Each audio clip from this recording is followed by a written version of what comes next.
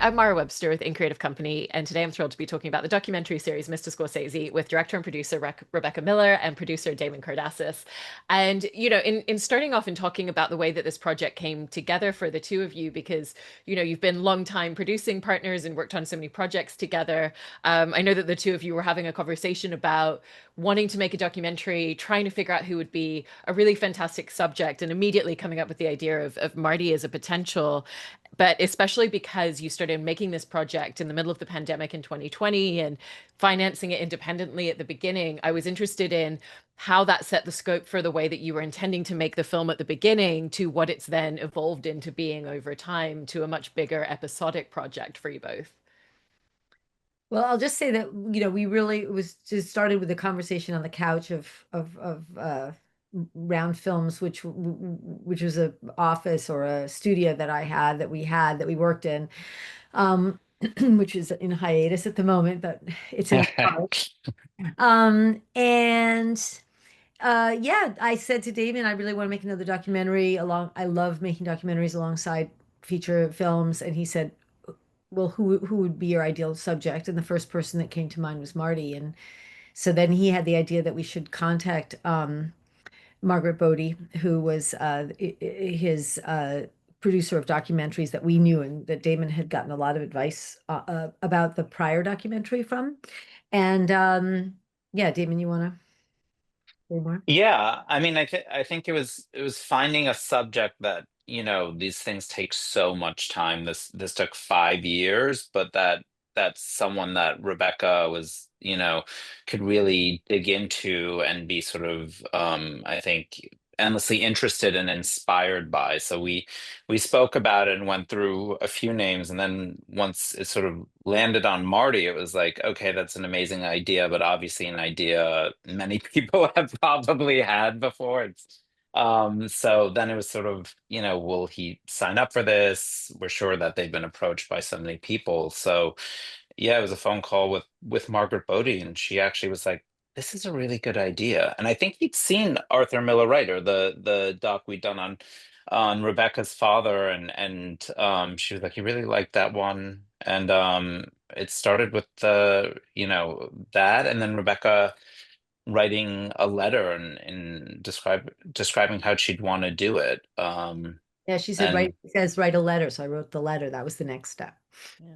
and then it was a meeting, and then I think, I mean, Rebecca tells the story, but was that the last meeting and hug you had before we all went into lockdown? Yeah, it was 3 days before we had to just like lock the doors and that was it. And so then Marty, was stuck in his house, which was in some ways very helpful for us because he couldn't make films, he couldn't work. And so this was something he had time for us, and he came upstate to my house on the porch and sat and we did our and we just gathered our friends together and put this thing together. We tend to work quite like, I always feel like lead from the front and like everything will come together later. And that's sort of been our attitude overall, is just like if you want to do something, start doing it and it'll happen. Yeah, I think when you start incorporating so many people from the get-go, it's like everyone has opinions and things get delayed and it's not as big of a priority. And I think Rebecca and I, with our projects, were always very bullish. And this sort of idea of we'll start leading and then they'll follow along is something that we try to enact. And in this case, it was very much that. It was like, there was a million reasons why not to do it. There's a pandemic, the logistics, everything shut down, no one knows what. And it was just like, let's just start shooting things. Like if this pandemic taught us anything, it's like, get this material now. Um, so yeah.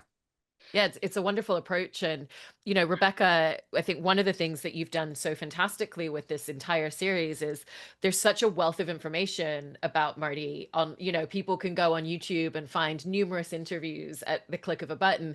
And yet you've really found all of these inroads that give a different perspective and a different viewpoint or new information about him and various points in his life. And obviously a lot of that comes from the way that he's clearly very open with you in the making of this film. But how did you kind of answer the question for yourself of how do we tell a story about someone who's so well known, but make sure that it still feels new and invigorating to people? Yeah, I mean, that was something that I both Marty and I wanted. I mean, he was always concerned that he say things in a different way or find a different approach that he hadn't had before. I think he wanted to do me that courtesy because there I was making the effort to make this immense film. And it's true. I think a lot of people felt like, there's been a lot about Marty, but nothing as intimate as this. And I think it was just, um, the good luck that it was the right moment for him to sort of feel like he wanted to be known and in a deeper way. And also like I really focused on the childhood and the the dynamics, the sort of family geometry early on, so that kind of got us into this very personal space very early as well. Yeah. And Damon, there's obviously a huge amount of archival work that goes into producing a film like this because, it's one thing to get clips I of like it's the one thing to cat. get clips of Marty's own work, because he's there to help with getting permission from the studios. But every time he makes reference to anything cinematic, there's a clip of it on screen, and it's really fantastic. And you've also kind of gone into the treasure trove of interviews with him so that we hear his voice and perspective about things at different time periods. And so I just wanted to ask about the entire archival process of making a project like this. It was a nightmare, I can tell you. But Yes, a dream it's come true that felt like a nightmare for a long time.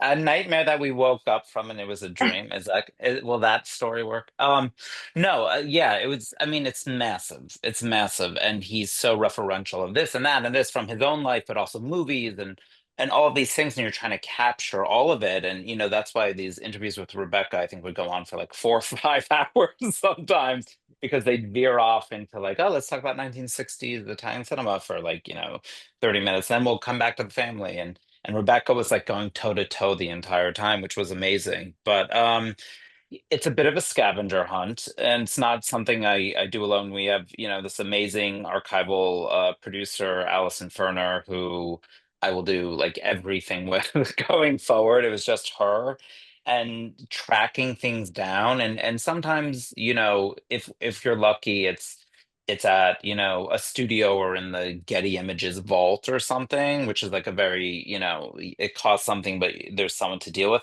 Sometimes it's random people that you have to track down on the other side of the globe that have a photo that have no email address, and it's like you have to send a private investigator after them to figure out where they are. So it's an immense amount of work that you definitely need a team for, but it was led by Rebecca being like, he mentioned this, can we find out who so and so is, or this name came up, where are they? And it's like, all right, here we go, off to the races. Right. And it was really like, even finding Sandra Weintraub, who was his Yeah.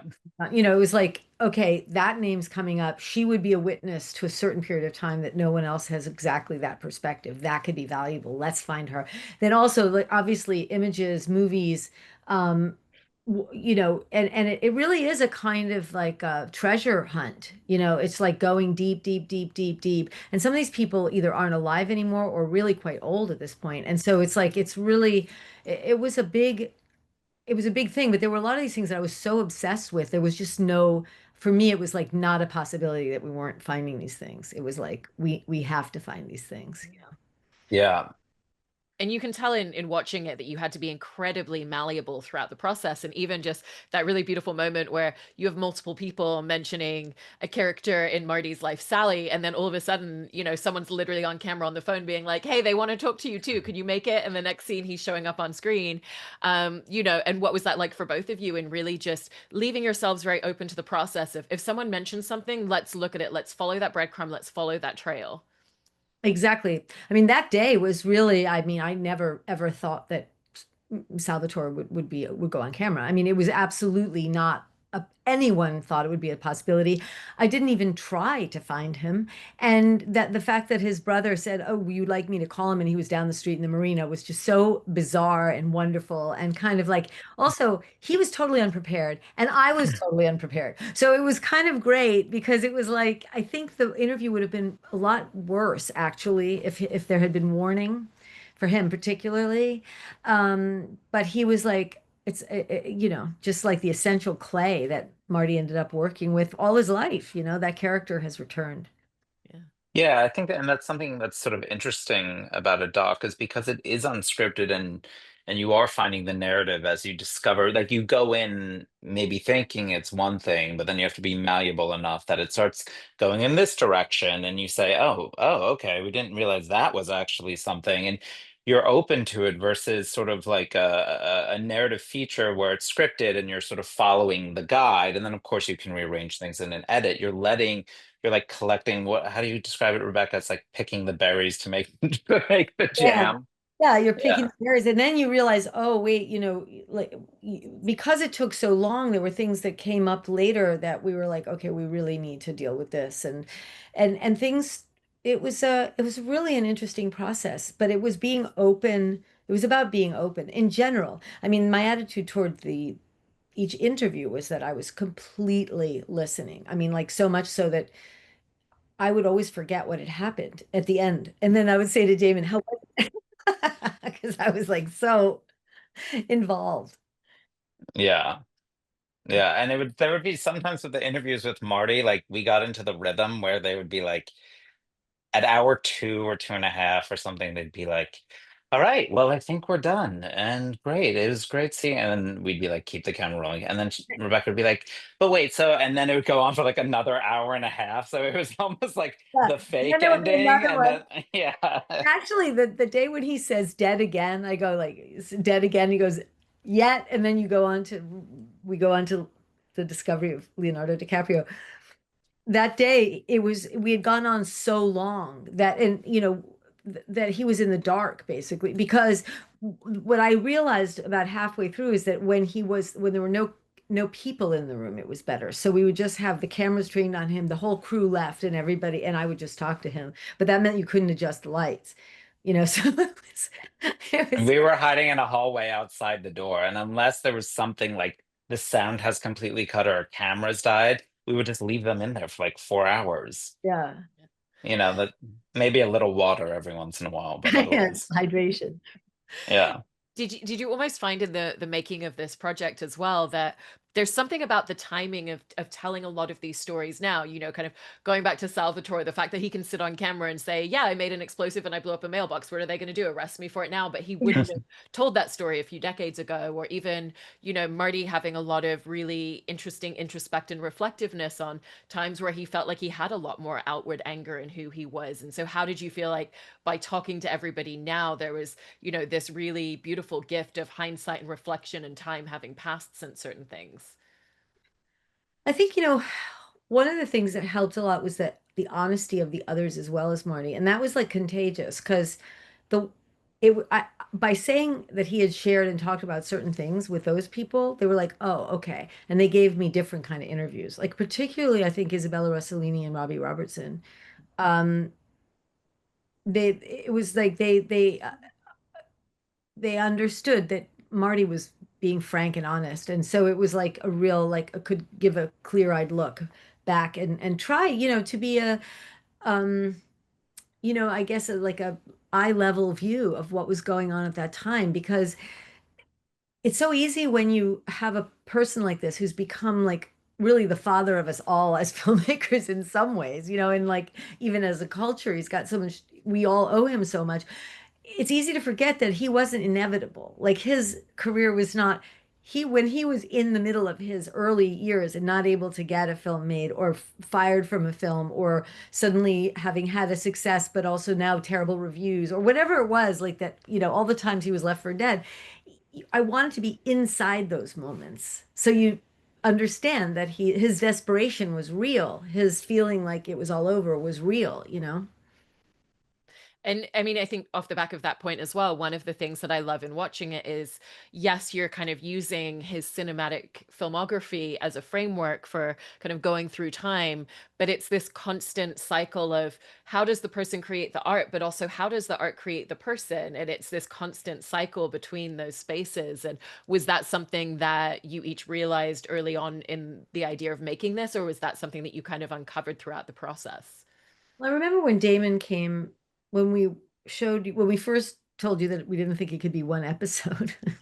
That was when we thought it could be two episodes. But anyway, and one of you, I can't remember who said this, but it was like almost like we were using the films as archival. Like there was like it there was times where that was, when we were talking like about the terrible fight that he watches his father have with the landlord, and we use a fight from Raging Bull, for example. But that's a very good point that we began to realize, I think, that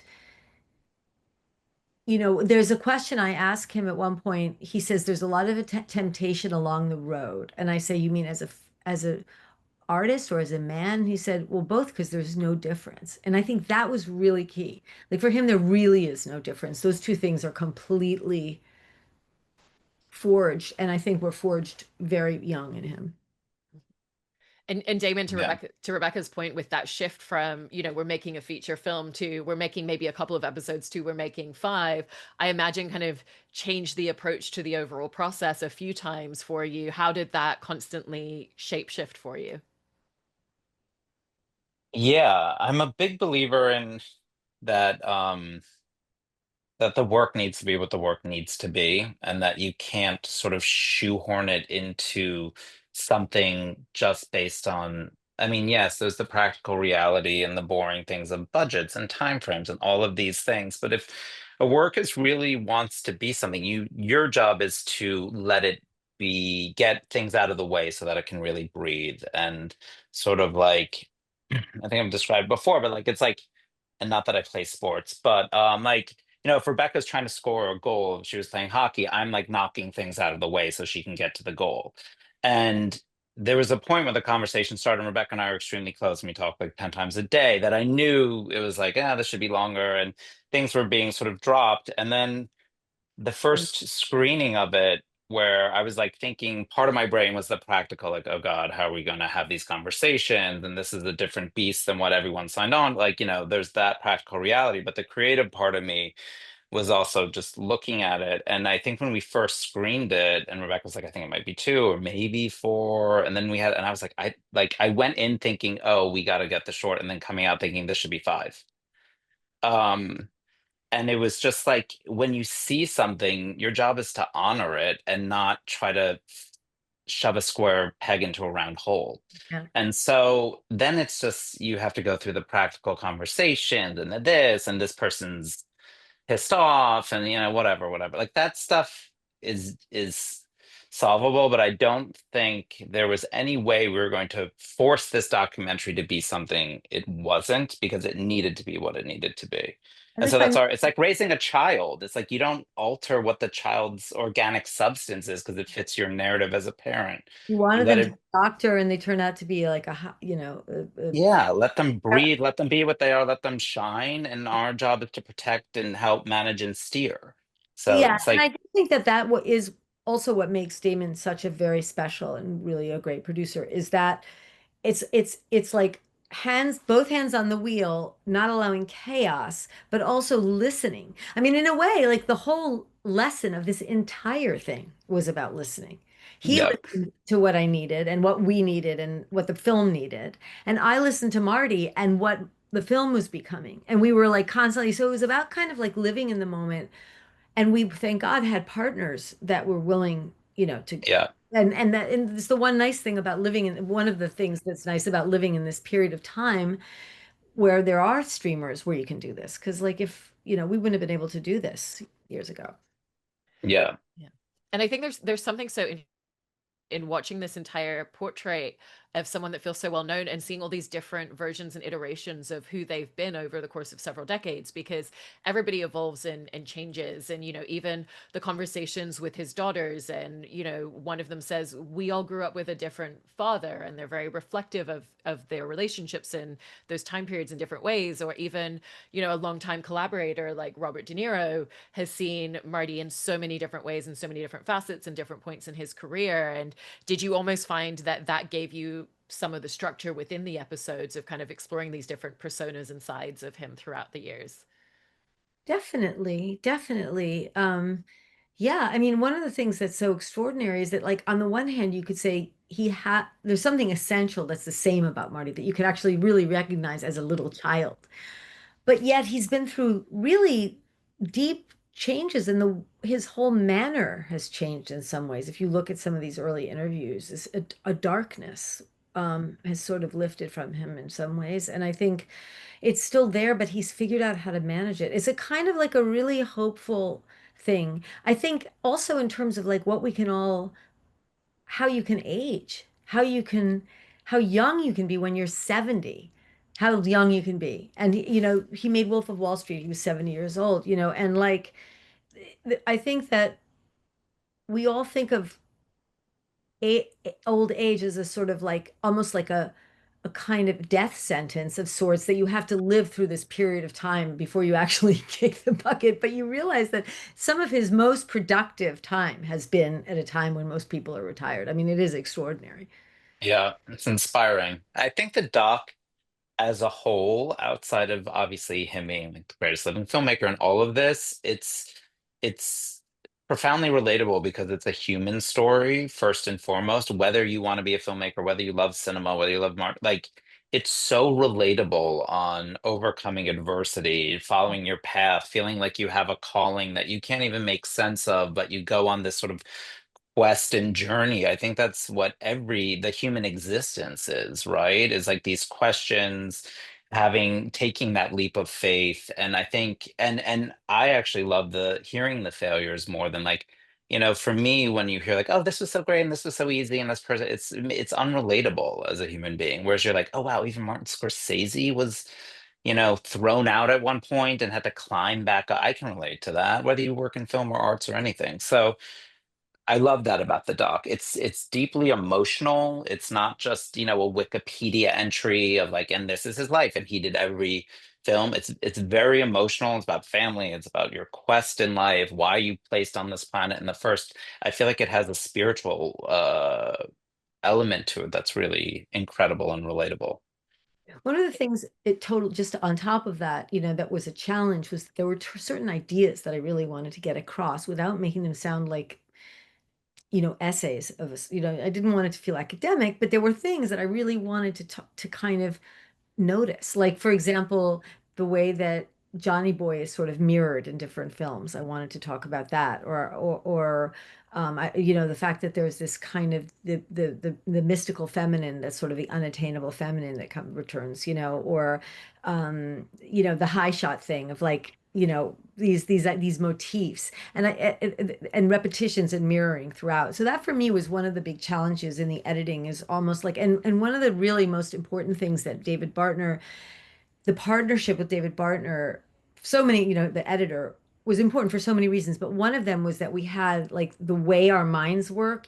We were able to kind of like put legs on ideas and not make them sound like here we're now in school and you're going to learn how to this, Yeah. it's more visceral, It's not academic. I think that's why we showed all five parts at Lincoln Center this past weekend for New York Film Festival, and everyone was like, oh my God, like I feel like that could have been longer. You feel like you come to love these characters the way you would in a narrative film.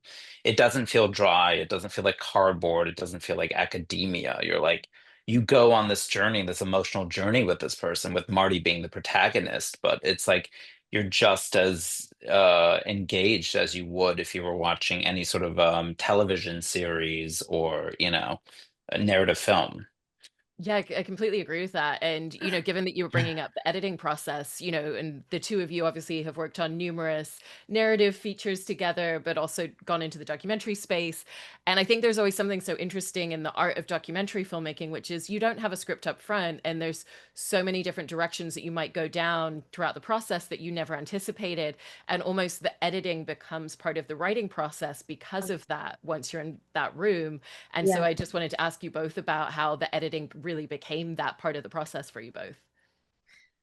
Well, I mean, I would say that that's very true that editing and writing are very connected, especially in documentary. I mean, there was even a time where we talked about a narrator. We were going to have a narrator, and we were thinking, well, who would be the narrator? How would we do narration? Because there were certain, like, and again, it goes back to my points that I wanted to make, and I didn't know how to make them without somebody sort of saying them, but I didn't want it to be me. And then it was like all this whole thing, and then we were like, no, we tried it. Remember, we did a whole version with it, Yeah. and everybody was like, no. And so then we had to recut everything so that we made the points, but without the kind of crutch of narration, which isn't always a crutch, but in this case, it was acting as a crutch. So that was like a whole reconsidering. But we tried, we tried a lot of different ways of going about it, and I mean, there was even one moment where David Bartner tried something where Marty's dog Zoe narrated the film, his original dog. I mean, it was like we were,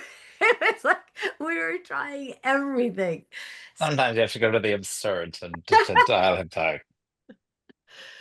I also think to Damon's point about, screening all 5 episodes for an audience and that feeling of we could include more is because of the way that there's this constant flow in the information and the stories that we're hearing. Like, you're giving us this constant drip of information, all of these constant anecdotes and details about his life, and we're never lingering on anything too long, but it still feels very rich. And, I imagine there were multiple times where you talk to Marty about a particular story or making a particular movie, and then you talk to all of his collaborators and people in his life, and you get certain things that people all discuss the same, but you have to be really judicious of, okay, in this moment, we're going to have Marty start the story. Isabella Rossellini is going to finish it. So unfortunately, we can't also include this person talking about it. And Yeah. how did you make sure that you were giving the audience enough detail about every anecdote, every detail, but never overly saturating it so that you could move on to the next thing as well?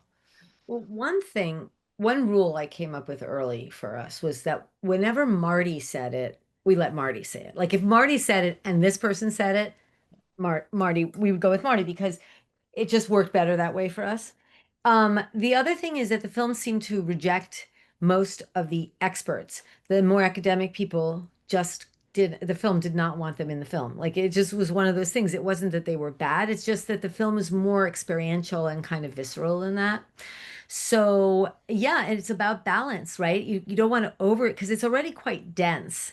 So you don't want to over do it. And in the end, it's really instinct, isn't it? Is everybody, it's us, me and David working on it, then it's me looking at it, giving David more notes, back and forth, going to Damon and Cindy, saying like, what do you think? And like, so it's a kind of like pawing through it and getting the rhythms right. One of the big challenges for us was those cliffhangers at the end of episodes because even though it does function as one when you watch it all together, it is a series, and sometimes people will watch it a few days apart, and you need to kind of like keep them wanting to watch. So that was a big learn. Yeah, yeah. I think there's a lot of humor in the doc too, which I think you see in the edit, and you see Rebecca's voice. And I think it's so yeah, it's just when it comes to the editing, I think they did a wonderful job of infusing it with emotion and heart, but also humor. So it's an enjoyable ride. It was so fun watching it with an audience for that because Bursting out laughing like 1,000 people in Lincoln yeah, Center. Like, it was really like because we had, when you don't really when we make a feature, especially the last couple of features, there's been a lot of test screenings for us, just for our friends and family.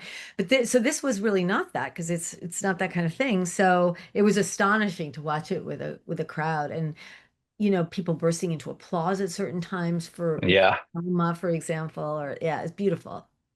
Yeah, yeah. In fact, it's that was the first, like, outside of the core group of Rebecca, David, Cindy, and I, that was the first time I feel like we watched it with an audience because it was 5 parts.